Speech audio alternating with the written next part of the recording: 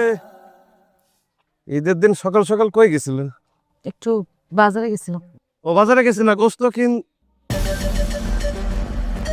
হাতে দেখি ওষুধ। তার মানে ঘটনা সত্য। কি ঘটনার কথা কইতেছেন আপনি?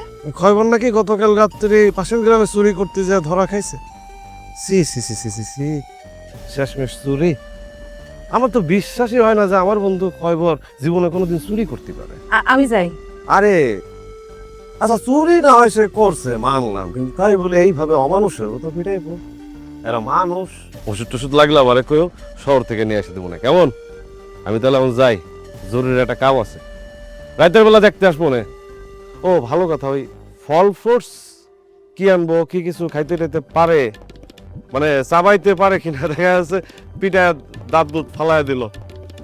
এত কথা আমারে জিজ্ঞেস না করে আপনি গিয়ে দেখে আসলে তো পারেন।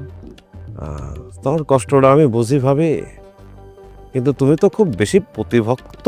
আমি যাই। আহা, যাই ভাই, তোমার আটকানোর কোনো অধিকার কি আমার আছে?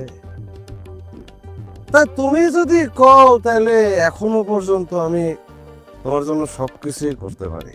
ভাবো, এখনো ভাইবা দেখো, সোনার যৌবনটা নষ্ট করবা?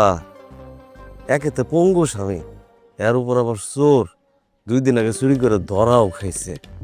এরকম একটা চোরের সাথে সংসার করে জীবন নষ্ট করবা?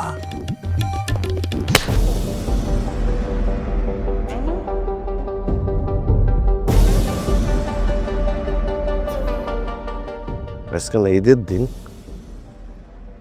এমনি বললা?